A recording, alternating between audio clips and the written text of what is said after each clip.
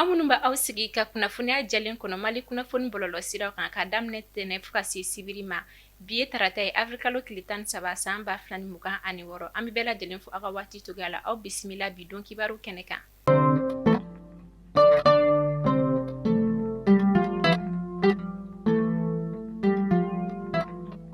Kunnafoni di daminɛ la bi kunun tɛnɛ avril tile 13 san 2026 i b'a fɔ ladala ko kalo an ka jamana ɲɛma Général d'armée Assimi Goïta n'a jɛɲɔgɔn bɛ jɛ ka drapeau yɛlɛ Kuluba masaso la yaasa ka fasoden ɲuman ni faso kanu sabati jamanaden kelen kelenna bɛɛ lajɛlen dusukun na. Kɛwale tigilama 15 bonyanko bɔ baara la. Kunnafoniya dira an ka kɛlɛkɛcɛ ɲɛmaa fɛ. État-major général des armées bɛ jamana kɔnɔden kelen kelenna bɛɛ lajɛlen ladɔnniya. An ka finitigilakaw ka sanfɛ pankuru ɲinini ni sɛgɛsɛgɛli kɛra sababu ye ka taa bɔ datigɛwale tigilamaw dagayɔrɔ dɔ kan. Karidon avril tile 12 san 2026 kilomɛtiri 45 worodugu tilibiyan fan fɛ Djidji Kulukoro mara la. O kɛra sababu ye ni ka dankari datigɛwale tigilamaw 15 bonyanko la fo ka taa se u bolominɛ ma. État-major général des armées b'a ɲini jamana kɔnɔden bɛɛ lajɛlen fɛ k'u bɛɛ lajɛlen k'i hakili sigi datigɛwale tigilamaw mana kɛ yɔrɔ yɔrɔ an ka finitigilakaw n'u ɲini ka garan da u la. Ministre de l'économie et des finances ni ale ye waribondo ministre ale ye lettre sɛbɛn ka douane ɲɛmɔgɔ sɛbɛkɔrɔ fo u ka wulikajɔ la san 2025 kɔnɔna la ko a kɛra wasa ye sabula jamana jigi kun bɛ wari min kan u bolo u y'o sɔrɔ fo ka dɔ fara a kan. Laɲini tun ye sefa wari miliyari 876 kun ka fɛn u ka wulikajɔ n'u ka cɛsiri kɛra sababu ye ka sefa wari miliyari 915 na a kun ka fɛn sɔrɔ.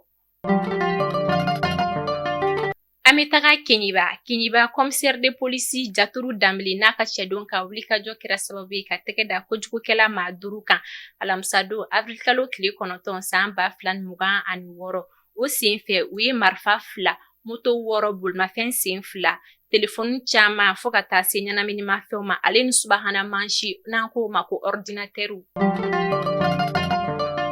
An bɛ taga Kirishamba ale bɛ dire lamini na Tombouctou mara la san 2025 Mahmoud Maman Traoré ale jasura kara gɛlɛn dinɛ tigilamaw fɛ jinimu ka sababuya kɛ fɛn min Mahmoud Maman Traoré ale tun y'a jira k'a fɔ a bɛna don tenni la. O de kɛra sababu ye kara gɛlɛn dinɛ tigilamaw y'a jaso san 2025 foro la. Karido avril tile 12 san 2026 kara gɛlɛn dinɛ tigilamaw ye laseli kɛ ka jira k'a fɔ Mahmoud Maman Traoré u y'a faga. O waleya in kɛra sababu ye ka sigidalamaw dusu kasi ani k'u bila jɔrɔ la lakanako la. An bɛ taga Mopti yɔrɔ min bɛ yen nɔ ko Seware ATTbugu OCS ɲɛmaa Letina Bala Jara ni ale ɲɛsinen don ɲɛnaminimafɛnw kɛlɛli ma.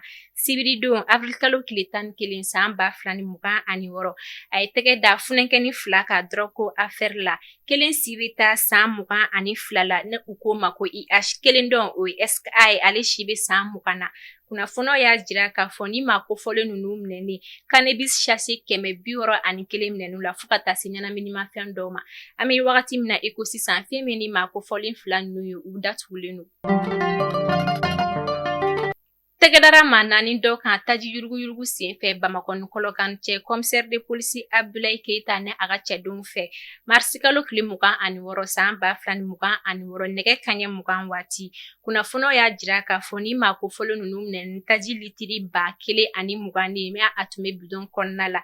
MD ale si bɛ san 43 la. DK ale si bɛ san 33 la.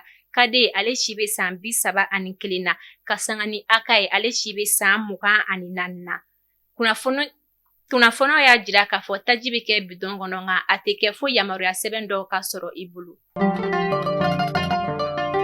An bɛ wagati min na i ko sisan nɔ Kucala Eden bolofara min bɛ yen nɔ kunun tɛnɛn don avril tile 13 san 2026 u ye laseli kɛ k'a jira k'a fɔ u ka juru kɔni cayara maaw la.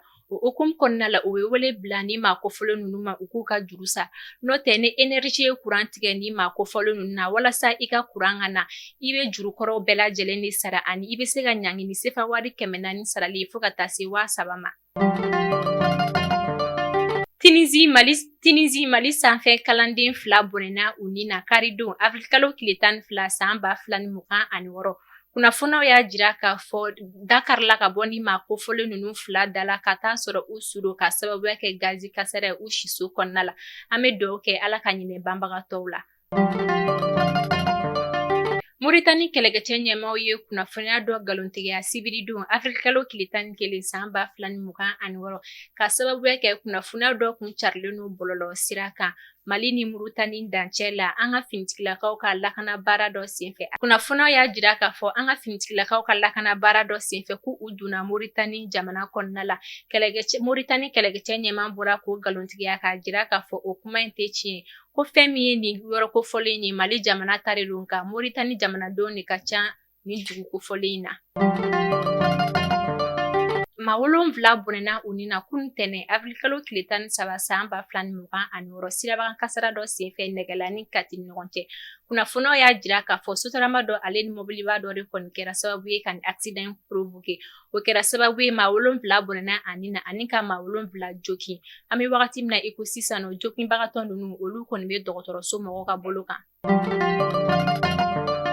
An bɛ taga kɔkan kibaru la Faransi. Société Lafarge n'a ɲɛmɔgɔ 8 ɲangina ka sababuya kɛ u bɛ ka kɔrɔgɛlɛn diinɛ tigilamaw dɛmɛ ni nafolo ye Siri jamana kan. Kunnafoniyaw y'a jira k'a fɔ faama caman de bɛ ka jɛgɛfɔ kɛ ni kɔrɔgɛlɛn diinɛ tigilamaw ye walasa k'u ka jago nafaw lakana. An bɛ taga Aligérie jamana kɔnɔna la Papillon ka taama dɔ senfɛ maa lakodɔnbali dɔ ye mugujugu siri a yɛrɛ la bilida tɛnɛndon Afrikalo tile 13 san 2026 Aligé masurumaya la. An bɛ taga Uganda kɛlɛkɛcɛ ɲɛmaa y'a jira k'a fɔ a labɛnnen don ka soldat 20,000 di Israël jamana ma walasa ka Iran kɛlɛ. An bɛ taga Niger kɔrɔgɛlɛn diinɛ tigilamaw ka bingani kɛra sababu ye jumadon Afrikalo tile 10 san 2026 ka Niger finitigilaka 3 bɔnɛ a ni na min senfɛ ni maa caman jogina ani ka mobili caman olu kɔni jeni. An taga fɛ divers la Guinée. Kɛnɛya tigilama dɔ ye kɔnɔ da a ka furakɛlikɛla la. Kunnafoniyaw y'a jira k'a fɔ furakɛlikɛla in kɔni ye gynécologue. Wagati min na muso in kɔni mina a ma ka dɛmɛ don a ma a ka furakɛli la. A kɔni ye sunɔgɔ fura de k'a ka fura la k'a kɛ ni muso kofɔlen na. O kɛra sababu ye fɛn min ye ni muso kofɔlen ye ale kɔni ye garisɛgɛ sɔrɔ min senfɛ an bɛ wagati min na i ko sisan nɔ muso kofɔlen kɔni ye plainte don kɛnɛya tigilama in kɔni tɔgɔ la. Mali kunnafoni bɔlɔlɔ sira lajɛbaw ni ne bɛ dansigi an ka bi don kibaru la aw k'an bɛn donna nataw kunnafoniya kuraw kɛnɛ kan.